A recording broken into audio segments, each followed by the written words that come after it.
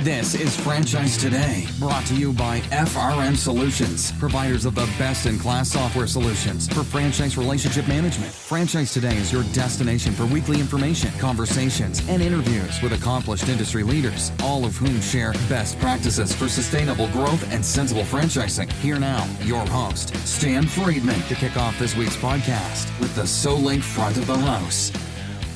And this is Franchise Today for Wednesday, July 17th. I'm Stan Friedman, and I'm coming to you from one of, if not America's penultimate capital cities of franchising, Atlanta, Georgia. You know, as those words leave my lips, I wonder if Daryl Johnson or Edith Wiseman at Fran Data might have some actual data on whether it's Colorado, Texas, Minnesota, or Michigan, or might it be, as I believe to be true, that my home base of Georgia actually lays claim to bragging rights for housing the largest number of corporate HQs for franchised brands in the country. Hey, if you've got any information in support of that question, please post it up on the Franchise Today Facebook page, and remember to like us while you're there. Last week's episode proved to be another powerhouse interview with immense take-home value delivered, thanks to Briggs Sorber, Two Men in a Truck co-founder and chief brand officer. Briggs' message was all about the culture of their iconic brand. This week, I was going to continue the discussion into the power of culture in franchising, but with a scheduling change that's been pushed back a week or so, as travel has interrupted our ability to speak today with Angela Cote, as originally planned. Angela is a second-generation franchising pro and consultant from the Pacific Northwest, and that doesn't mean Portland or Seattle, but actually further north than that, north of the border. In fact, she's from up in Vancouver, British Columbia.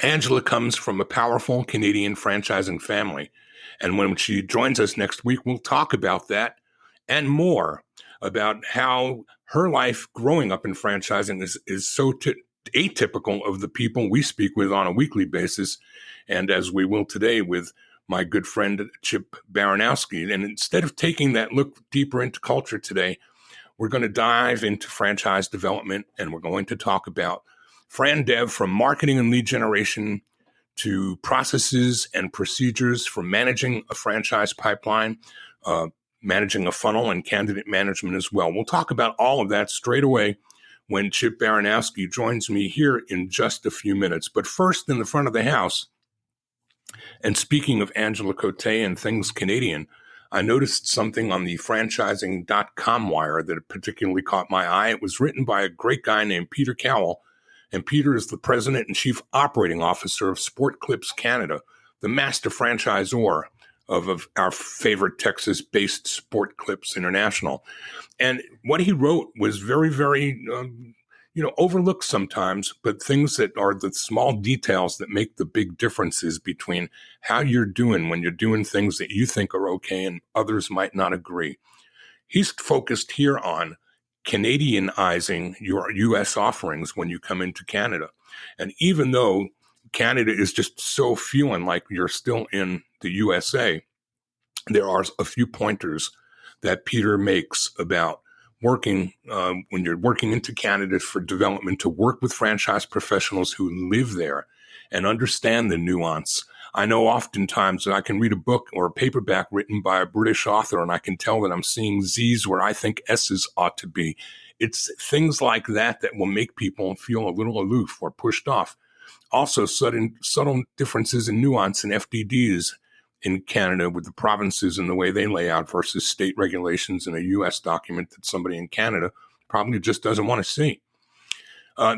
Peter also talks about knowing and understanding some of those subtle differences, as well as some of the different things like the trade value in our currency. Things in Canada are going to be a lot more expensive, and the way DMAs, market areas, are designated and assigned, much, much tighter up in Canada. And he just calls attention to the fact that these are subtleties that could make big differences, and they're not big things to think through and think about if you're planning to embark on franchise development north of the border. May even ask Chip about that in just a minute. A little closer to home, also in the front of the house, I mentioned last week about my co-producer, my good friend Ryan Hicks, and our good friend Brad Fishman's and Sherry Fishman's son, Zach. They've embarked upon a modern business summer tour 2019. They've got a beautiful wrapped bus, and they are going to travel 45 days through 20 states and produce 50 podcasts and 30 vlogs with franchising professionals across the country. And this is quite an ambitious undertaking. This week's calendar of interviews, I've just gotten this from Ryan off the wire.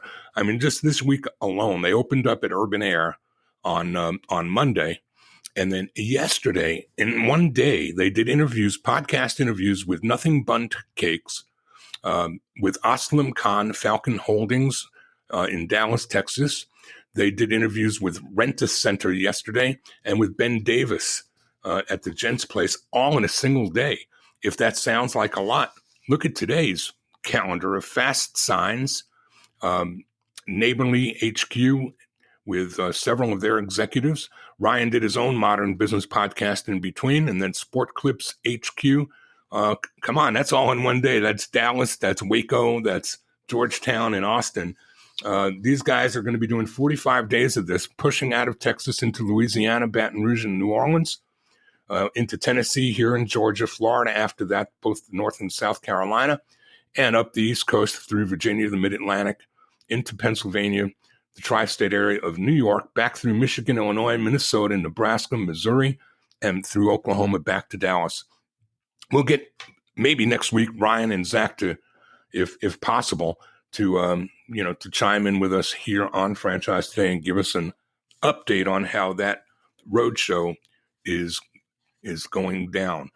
We're going to wrap up with today's birthdays and then bring on my guest, Chip Baranowski. This week, we wish happy birthday wishes to semi-retired broker service representative extraordinaire Chris Schloff from my ERA franchise days, the UK's David Tamale Sali, the IFA's favorite Jack Nicholson impersonator, and Twin Cities' own John Geenan celebrates this week. Florida's Tana Toronto. The franchise Mall's Art Wilding celebrates this week. The one and only Rocco Fiorentino turns 29 again. John Campbell at Long John Silver's celebrates, as does the legendary Bob Gappa, who turns 29 again and again. And I'm only kidding, Bob. I love you. Happy birthday to you, Bob. Tudor Doctors Tom Baldrick celebrates this week, as does franchise attorney Joel Buckberg. And lastly, Karim Abdel Razek, franchise director at Soriso Italian restaurant in Qatar. Happy birthday, one and all. I do hope that I've not missed anybody. Many happy returns and happy birthday to you all. And in just 1 minute, I'm going to be joined by this week's guest, Chip Baranowski. But first, this break. Franchise Today will be right back. But first, a word from our sponsors. This portion of Franchise Today is brought to you by Zoracle, providers of spot-on profiles, the gold standard of assessment tools that assure you're selecting the right franchisees every time. Unlike DISC or others that simply gauge personality or communication styles, Zoracle's spot-on assessments are all franchise-specific and based upon 7 sciences that nail the results each and every time. Your prospects simply answer a few questions online, and like magic, Zoracle's algorithms scientifically slice, dice, and analyze their thresholds for risk, their business acumen, and even their propensity for single or multi-unit ownership. Zoracle's spot-on analysis is like having a crystal ball, but there's no hoodoo here. It's all based upon science that flawlessly determines franchisee, franchisor compatibility, and accurately predicts performance. Why don't you schedule a demo today and take a complimentary look and see for yourself? It's the closest thing to a sure thing. Zoracle, spot-on assessments based on science, but delivering results that seem simply magical. Check them out at www.zoracleprofiles.com. And now, time to talk a little bit about Authority Brands, a leading franchisor of multiple franchise concepts focused on in-home services. Founded in 2017 and headquartered in Columbia, Maryland, Authority Brands supports more than 1,675 locations, operated by 920 franchise owners in the U.S., Canada, and Latin America. Authority Brands is dedicated to supporting individual franchisee growth through providing strong marketing, technology, and operational support. Their brands include America's Swimming Pool Company, Benjamin Franklin Plumbing, The Cleaning Authority, Home Watch Caregivers, Mr. Sparky Electric, Mosquito Squad, and 1 Hour Heating and Air Conditioning. So, who better than Chip Baranowski to head the franchise development charge with more than 25 years' experience representing a diverse roster of market segments and brands rolling up to his current role? Prior to rolling into Authority, Chip spent the past 3+ years doing the same for Home Watch Caregivers, which now too is part of the Authority portfolio. So, Chip, I'd like to start by the way I do every week, asking our guests a little bit about how they found franchising. But first, my friend, let me welcome you to Franchise Today. Well, thank you very much, Stan, for giving me the opportunity to be on your show as well and share a bit of my history as well as what I've learned over 20+ years in the franchise industry. And I'm sure we could take a whole lot more than an hour for that, but because we've got an hour and no more, we're going to try to move along at a pretty good clip at a 30,000-foot level. And as always, we'll give our audience an opportunity to check back in with you and maybe get a more personal conversation going following today's interview down the road. So, Chip, again, franchising is not intentional in most cases unless you're born into it. It finds us, we don't find it. So where were you when that happened, and when might that have been? Yeah, so that was back in the 90s. I had actually my first career out of college was with a large transportation company called Ryder Truck Rental, and spent over 12 years there and worked my way up the chain of command from customer service rep to traffic manager to business development manager. So my first stint with working with entrepreneurs, Stan, was really working with small independent business owners and bringing a secondary business into their world and showing them how they can bring this in and drive more traffic into their locations and also more revenue. So I did that for over 8 years and decided after 12 years wanted to get into something else and was fortunate enough to get my opportunity in franchising. Like you said, it wasn't planned, by getting hooked up with a young brand called, and Sam, you might even remember these guys, Nationwide Floor and Window Coverings, a mobile floor and window coverings franchise. Our motto was, we brought the showroom to you. Back then, when I joined, they had about 5 franchise owners at the time. I was actually their second employee, and Greg gave me the great opportunity to come on board and help him build the brand. Over the course of the year and a half that I started with them, we tapped into the broker network, which we're going to talk about here today, I'm sure, in lead gen, as well as other avenues. And over the course of the year and a half, we brought on an additional 15 owners. We were growing very rapidly. And unfortunately, I didn't come with a lot of floor covering and franchise background. And as he was growing, we just kind of parted ways. And then I ended up over at Coverall of North America, one of the leaders in janitorial services. I actually ran one of their corporate offices and was hired as an assistant director and was supposed to go through a 2-year training program. And one thing led to another. 6 months into it, my boss got promoted and got thrown into that position, which was a great learning experience for me. And then I got the entrepreneurial itch, got tired of working for other people, and became a franchise broker with one of the groups that are out there today, FranNet. I think we're familiar with that little organization. Yeah, I think we are. And Jana and her group, and Howie Bassick, who was a great mentor way back when, and got the opportunity to run my own business for 4.5 years. And I felt I learned a lot. I took more risks and learned a lot more about the franchise industry and helping clients. But after 4.5 years, decided to get back into the world of franchising. My wife and I'm a Midwesterner native and wanted to move out west here, and thought it was a good time. My son was young enough, and if we were going to make any major moves, so we went out and looked for some opportunities, got hooked up with a young startup in franchising, in data backup. So familiar with companies like Mozy or Carbonite, they tried to franchise it. Mm-hmm. So again, young brand, trying to figure it out, coming in and trying to lend my expertise. Unfortunately, it didn't work out on the capital side. So got hooked up with a very well-established franchise company out of Utah called Unishippers, which I'm sure, Stan, again, you're familiar with. Yeah, I think we've heard of them too.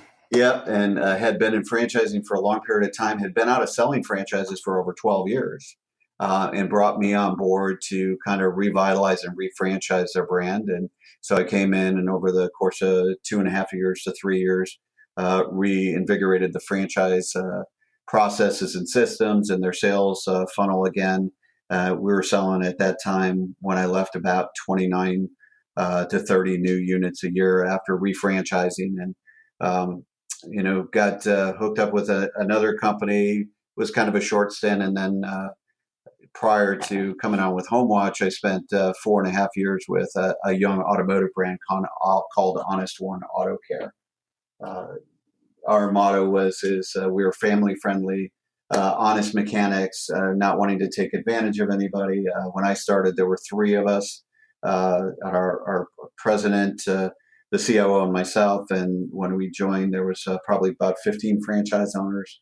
We were generating just under 20 million in total revenues. When I left 4.5 years later, we had over 54 units operating, well over 65 million in revenues, and still growing.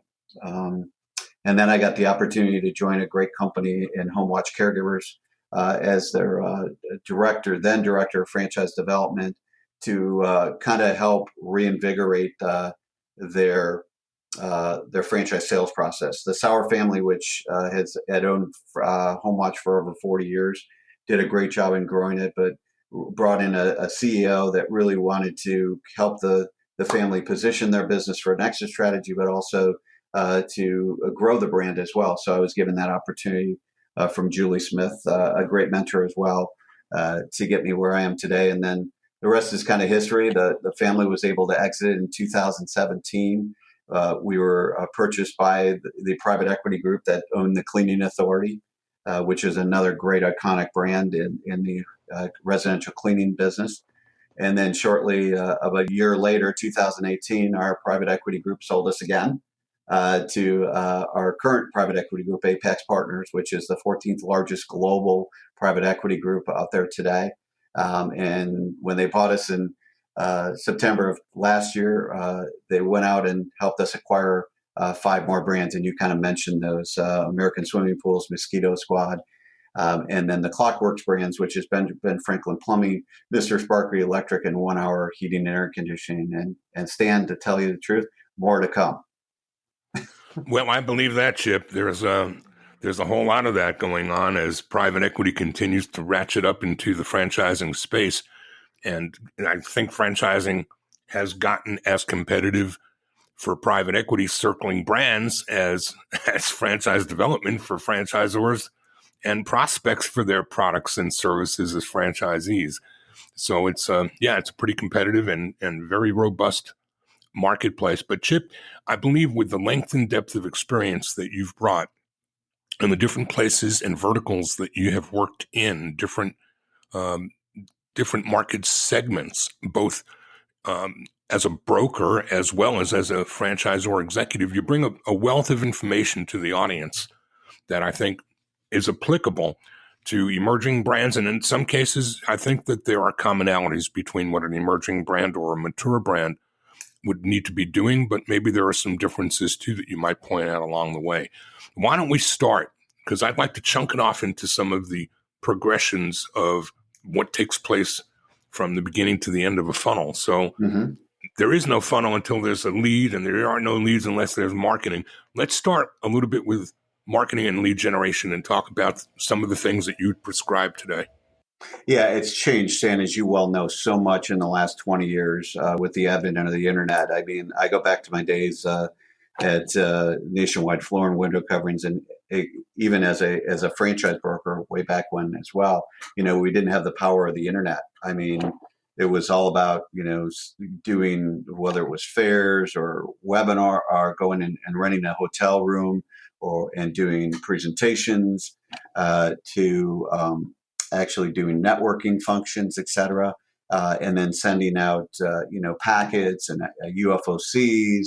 And it's changed and evolved so much with the advent of technology that there's not one source that you need to focus on. A lot of different franchisors do, but again, what I've learned over time, it's a well blended plan. Both online digital marketing. I remember a good friend of ours, Joe Matthews, is one of the things that he was talking about way back when, Stan, and you might even remember this, is, most franchisors back in the day didn't want to share their information, right? They wanted to have you engage them, and in order to get information, you had to do things for them, and that created a lot of the prospect wanted to learn the information, but we were hiding it and guarding it so much, there wasn't an engagement process. So, having a good website. I mean, we've spent a lot of money in generating a website through a great partner of ours in Scorpion across all brands, to have a lot of information, more information than a prospect could ever want, because we want them to learn about us before they engage. And with technology today, if you're not putting the information out there where people can find it and read up on you and understand it, they're not going to engage as much. And I want a well-educated person when they come to me. So having that digital presence out there, getting your name out through having a pay-per-click budget, as well as using SEO. And then it's kind of the boots on the ground, in the sense of working with, good broker groups that can, find those candidates as well, because there's a whole lot of, franchise companies out there today looking for those clients. And, to have somebody that understands your business model really well, and the type of clients that really fit your brand, is so crucial, and they can bring those people to you. It's a little bit more costly than the online side, but I think, as I've learned over time, and we're instituting here at Authority Brands, is more of a blended approach, and not putting all our eggs in one basket. Because again, if that basket kind of has maybe there's a hiccup in the economy or something, that lead source could dry up. So Chip, what would you prescribe? I mean, obviously, a brand that is emerging is looking for fewer franchisees than, an iconic brand that's got a team of people, and budgets obviously are going to be a little bit different looking as well. But if we talked in terms of a percentage of spend, what would you prescribe percentage-wise, digital versus something else like shows or expos or more traditional print or things like that? How do you view that? Yeah, I would say, and again, I've worked for a lot of emerging brands. I'll just use Honest One Auto Care. I mean, really, one of the things we did is we really wanted to create that digital platform and visibility, not only for us in FranDev, but across our franchise owners as well. As when somebody was looking to get their car repaired, they wanted to be able to go online and find that and gather information. And we really focused on Yelp reviews as well. So for young emerging brands that are just starting out, I think a good, if it was my business, I would invest really having a good solid website with a lot of information on my brand and my concept, and then really work with that same group, and optimizing it and visibility out there, because again, that's where people are going today. It's not like way back when, Stan, when you did a bunch of shows. Not that shows aren't prevalent for some brands out there today. I think most people are going out there and they're searching the web, trying to find opportunities out there. And if they can't find you and you're not on those top pages, you're going to get lost in the shuffle. So I think we all agree that in today's world, unlike in years gone by, in today's world, whether a lead is finding you from a show or from a URL on a napkin that says franchises available, or you've done some social or digital advertising, I think you'd agree with me that today nobody's coming to you and raising their hand and self-identifying unless you have provided enough content on your franchise development's public-facing website to induce them into a conversation. Is that what you're saying, Chip? Yeah, yeah. Again, they have to have a compelling reason. On the home watch side, on the home care side, it's a very booming industry. But again, a lot of people really don't understand what our business is. They think, wow, I want to get into this the senior care industry because the baby boomer generation is going to be growing at a rapid pace right now. But do they really know all about it? And are they willing to engage us in phone conversations? Well, no, because they're wanting to do some research on it. So to have that on your website, or they might see as well connected to LinkedIn or Facebook, because we're doing a lot of advertising and using a lot of marketing dollars there to educate the different avenues, whether it's LinkedIn, because there's a lot of business professionals out there like you and I that have our profiles out there, and we're educating people, and we're experts in our industry. To even Facebook today has become a big area where you can dig into certain geo-targeted areas, as well as what type of roles they have, what incomes they make, and really be able to follow and target those. And even YouTube today, it's just, Stan, I don't know about you, but when I'm on YouTube, there's commercials out there. Sure. And it's for all sorts of products and services. And I see that as another avenue that, as we continue to go forward, that franchising is going to come in. And whether it's a 10-second spot or a 15-second spot, you're going to get your name out there and create a person that's going, wait, wow, that sounds like something I want to go and look into a little bit more. And then they go to your website, and you got to have that information there. Chip, do you invest in marketing to people do you invest only in people that you're trying to bring into the funnel or on the front end of the funnel? Or do you invest in messaging to keep engagement that might not be controlled by you, but, dropping banners on some, remarketing and cookies, things to keep yourself in front of candidates that are in different stages of your funnel and your pipeline?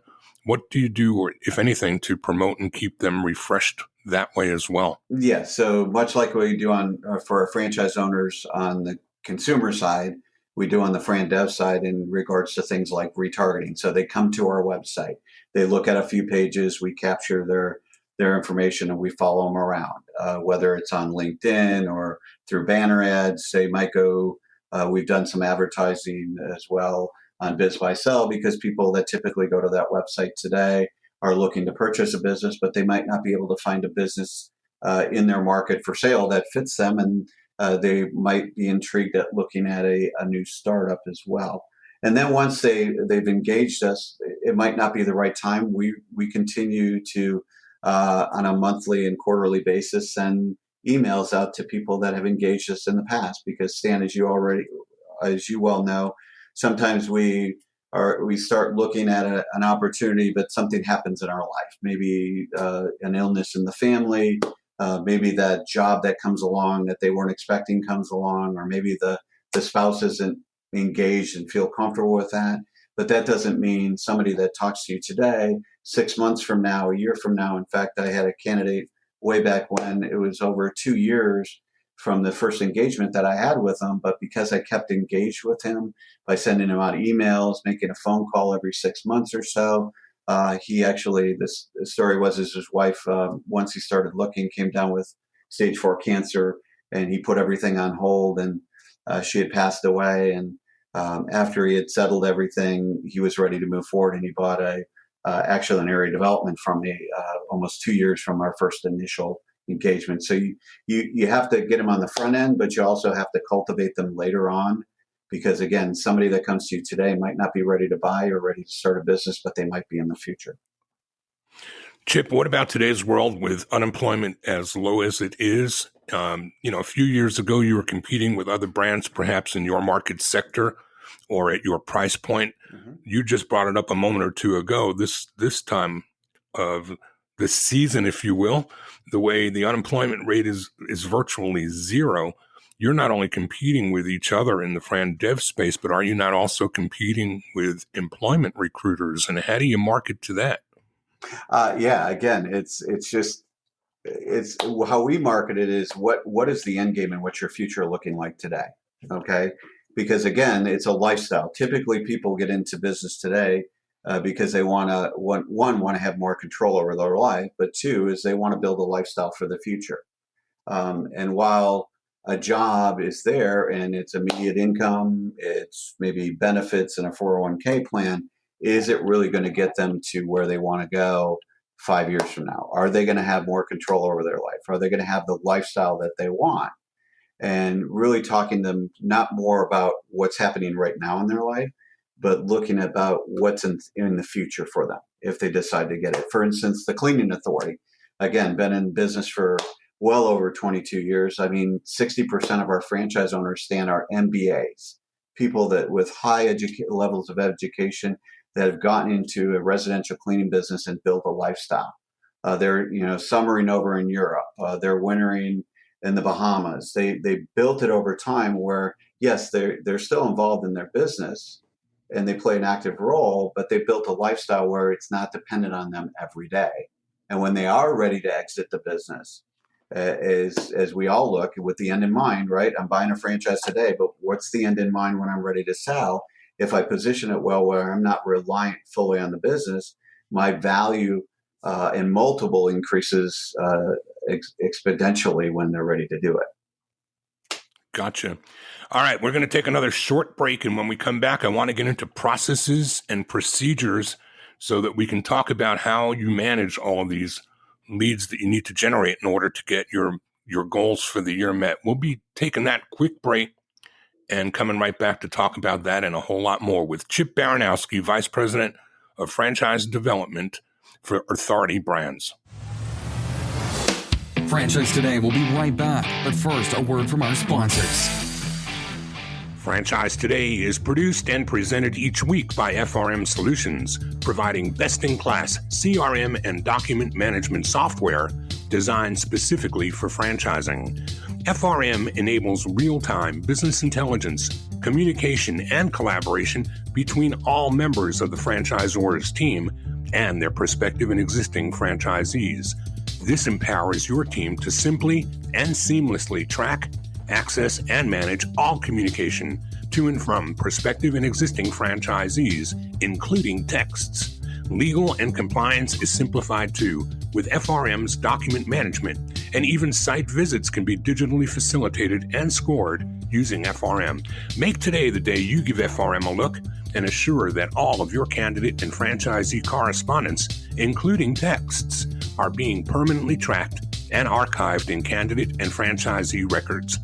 FRM even provides state-of-the-art digital experiences for your prospective franchisees, replacing old-style virtual brochures.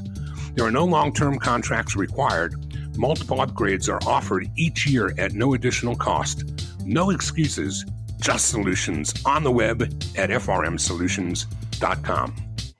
It's kind of funny how that question about processes and procedures kind of fell into line there, isn't it, Chip? Yes, it is. I was just thinking about that while I was listening to it. Yeah.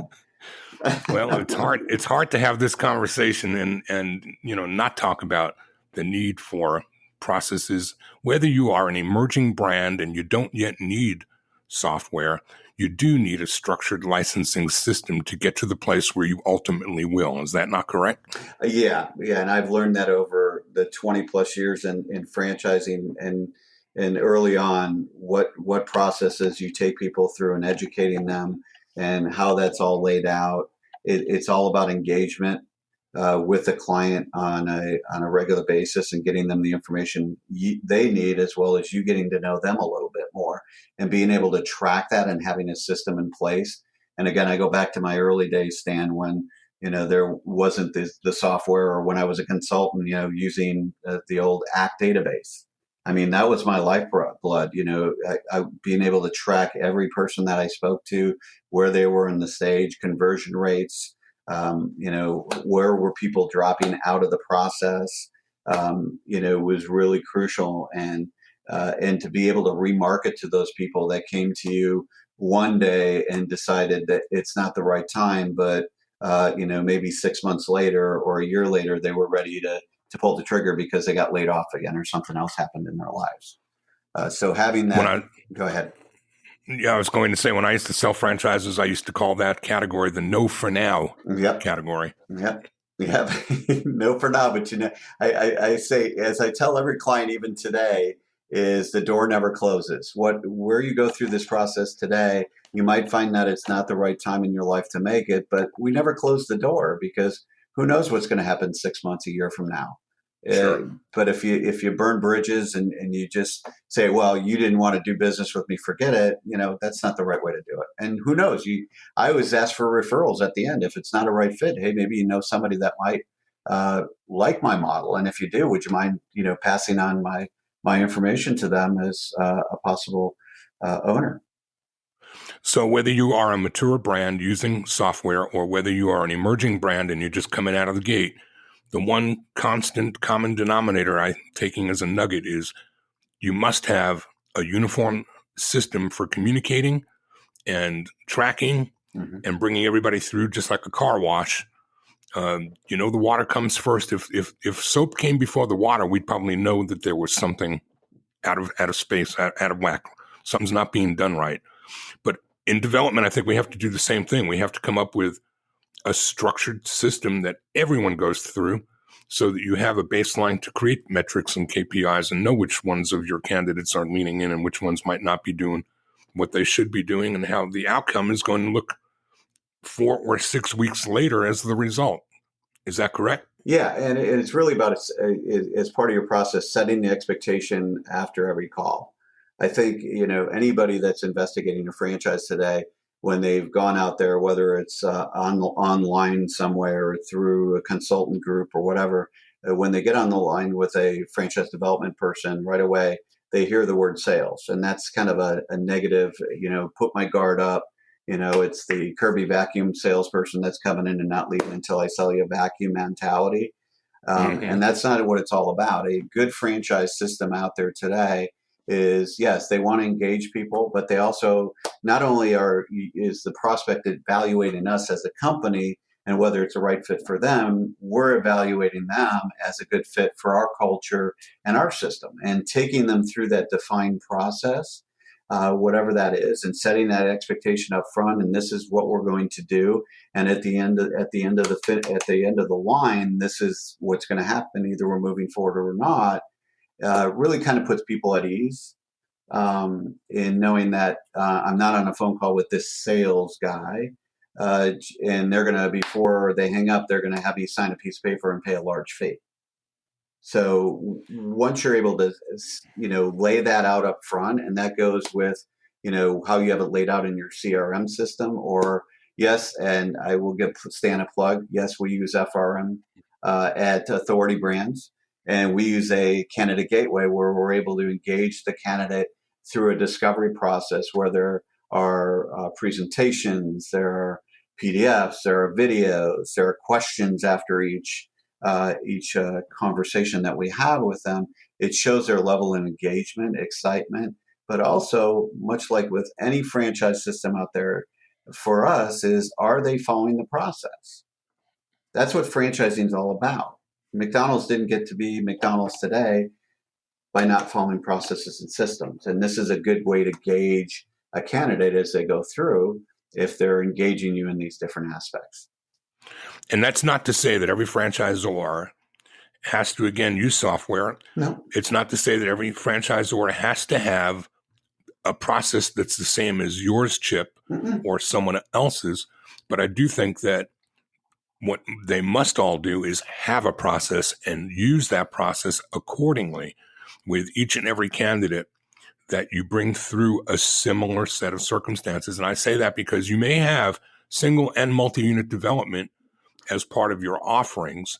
A single unit operator who's buying his first franchise, you probably need to communicate with a little bit differently than you might with somebody who's already flying a couple of flags of somebody else's brand. And you're not going to be as remedial or compliant type selling with that person. So help the audience understand how that looks and what the difference is and what you do wind up doing if you don't do that.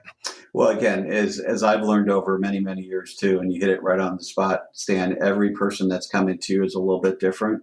and where they are. And what I try to instill in my sales team, which I've learned over time, is, we can't put everybody in a box. A person that comes to us that has a lot of years of experience in franchising, we need to educate them, but we need to educate them in a much different way than somebody that's never gone out there and done it. So we do adapt our style. And what I've learned, especially too, is as time progresses, even changing the way you're doing it, you always have to look at it and say, how can I simplify things a little bit more on the engagement side? Because Stan, I think you can agree, we're all so very busy today. And to get all parties on the phone at the same time, whether, it's the husband who's making the decision, but we always want to have engagement from the spouse because they're part of the decision-making process. That's sometimes really hard. So how do we simplify things where they can still get the same information, but provide it to them in a different form? So one of the things we're doing at the Cleaning Authority, which we're going to morph into our other brands too, is, we're still going to have the engagement process, but we're going to tweak it up a little bit by providing them with recorded presentations of our different brands. So, we have an initial conversation, and then we'll send the webinar to them and say, so Stan, take some time, review this, and then let's schedule a follow-up call to answer your questions and go into a little bit more depth, giving them a little bit more control right in the process, looping their spouse in. They don't have to wait for their spouse to get home or to schedule a weekend call with us. They can actually do it on their own time and own pace. And those people that really want to move through the process quicker, they have that ability too. And those people that want to maybe take a little bit more methodical approach, they have that flexibility as well. So I think, and then using the different forms of media to communicate with them, whether it's, the standard pick up the phone and have a conversation. We use a lot of video calls now to engage our clients. It's nothing like sitting across from a candidate on a Zoom video conference, and they can see you can see them. There's actually, instead of just a voice, but they can see a human being behind there, as well as using emails and texting. Because again, we're so busy today. Emails are not as immediate as a text message that comes through. And if that's their preferred method of communications, why don't we utilize that with their permission? So especially as the younger generation is coming in, we're seeing more and more younger people coming in through their families. In fact, we did a deal in Texas recently where it was a father and a daughter getting into a business, and they bought 2 territories. And, being able to communicate in that form or fashion and getting those information.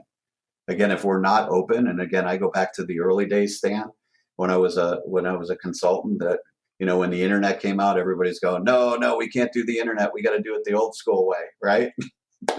Right. And the people that took the new route and on the internet and wanted to go out there and get out there and communicate and build websites and give information, they were ahead of the curve. And even as a 57-year-old development person, I love technology. And if you're not using it in communicating with your clients and prospects, you're losing out on it. Well, and that brings me to the last thing I want to touch on in the time we've got left, Chip, because this is high tech and high touch. And I don't think that franchise development will ever be 100% of either. I think you've got to have high tech and high touch working in tandem, especially when we're in a business of bringing people into, 10 and 20 year relationships. Yeah. So the last thing I want to ask about, when I was still in development, I was a big fan of discovery days. A lot of brands later morphed into decision days, putting those get face-to-face meetings toward the end of the process instead of upfront at the beginning. Mm-hmm. What's your take on discovery/decision days? Do you do them? Which one do you do? And how important is it for you to lay eyes, if you do them, on somebody face-to-face, not just through a shared screen on a Skype call or something like that? So we call them Meet Your Team Days across the Authority brands right now. And we're actually going through an evaluation because some brands, I think you still need to do those, Stan.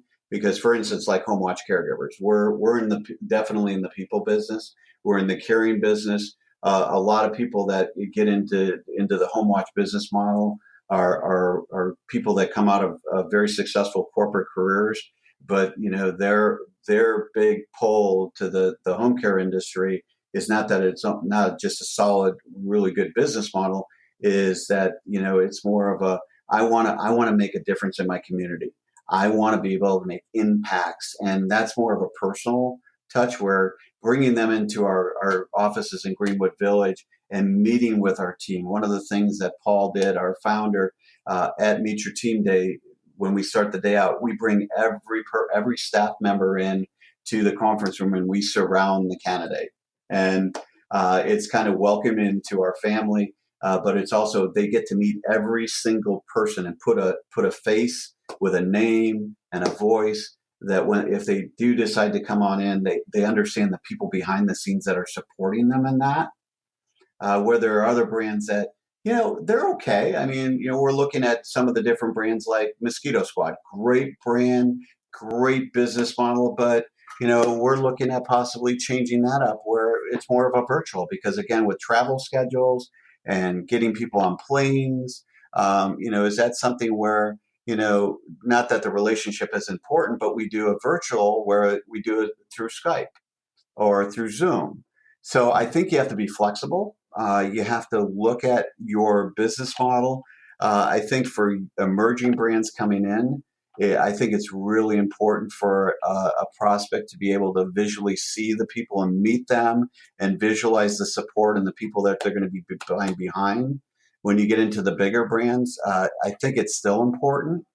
But you as a development team really need to look at, is it slowing up the process from finding a good owner that wants to move forward? And maybe we're putting a roadblock in front of them in order for that to make it happen.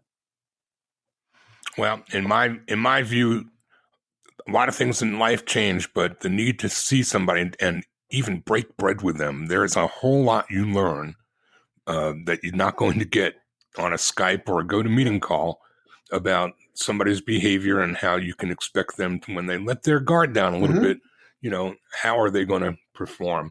And it's not a must do, and it's not that everyone has to, but I was curious as to where it is in your process, if it's done at all. And it makes sense to me, as you indicate, that across your brands, it possibly makes more sense in some cases than in others. And we're going to continue to look at it. And like you said, with Breaking Bread, it's even going out as the franchise development team. Maybe it's the franchise sales manager or myself as a VP and go into market and meet with those people as well to break bread. And again, I learned so much. When we have our Meet Your Team days, if the candidate can make it in the night before, I always like to take them out for just a social dinner, just because we spend a lot of time on the phone over the weeks. But it's nice, maybe it's my Midwestern upbringing, Stan. It's just nice to sit across from somebody and have a nice dinner together and just chat about lives and families and where we're going. So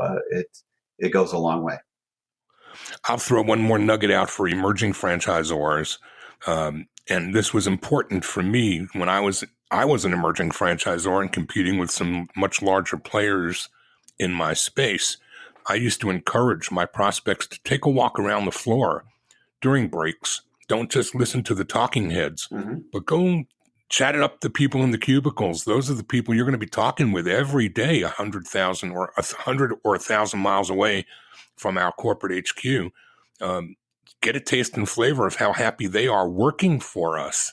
Because if they're not happy working for us, how are they going to feel about supporting you way out there? So rule number one is you shouldn't be franchising unless you've got a team of people that are already, on board and loving you and your business concept. Your employees must be in harmony to be able to support franchisees, and then give access to those people that are the hourly people or the people that are in the support positions that may not be the talking heads.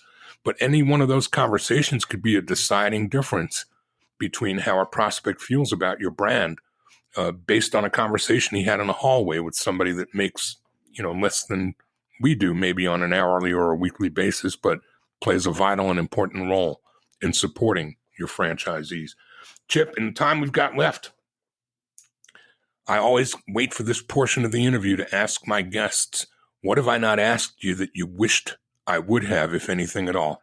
I think we covered a lot in the time we had here today, Stan. But again, I think for any good franchisor out there, whether you're an emerging or as we've grown into authority brands and will continue to grow, really building that culture, your mission, your vision. As people are looking at investing in your opportunity, they're looking for that purpose, that passion, that culture.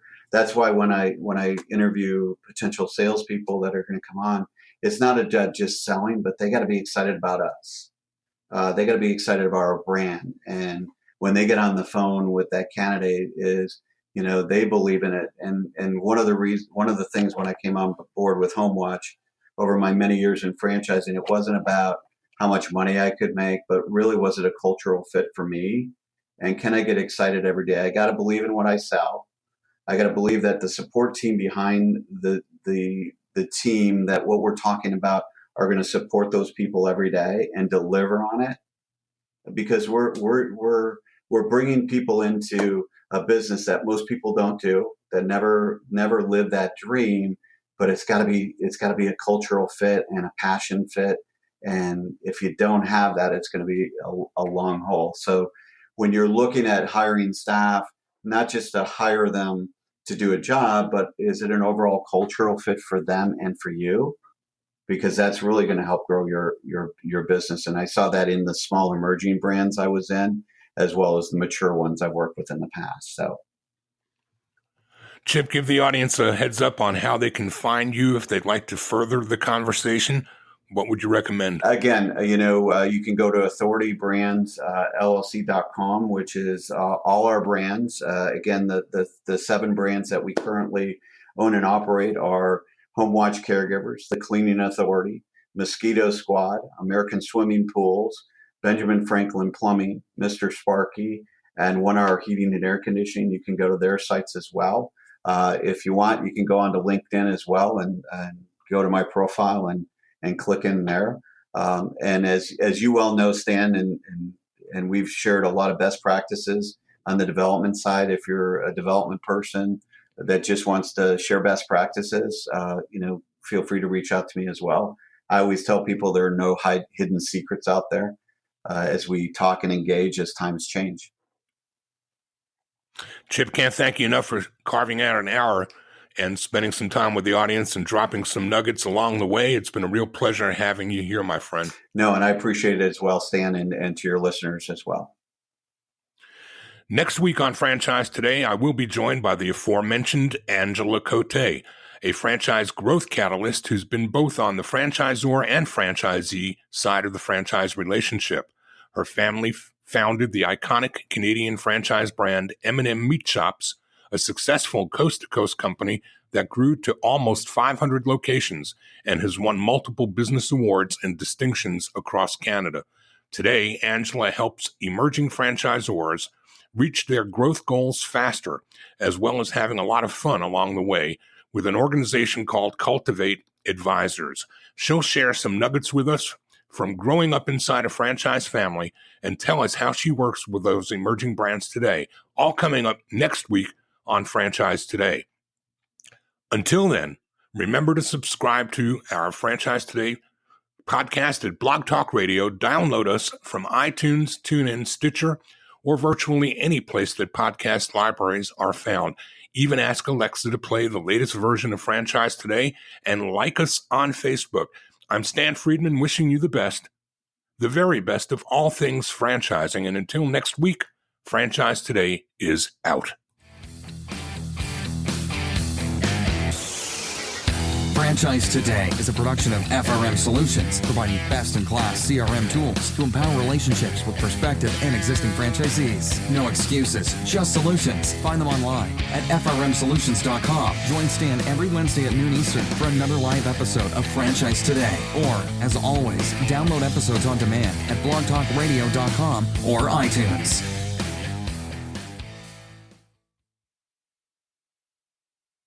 When you're part of a military family, you understand sacrifice and support. At American Public University, we honor your dedication by extending our military tuition savings to your extended family. Parents, spouses, legal partners, siblings, and dependents all qualify for APU's preferred military rate of just $250 per credit hour for undergraduate and master's level programs. American Public University. Value for the whole family. Learn more at apu.apus.edu/military.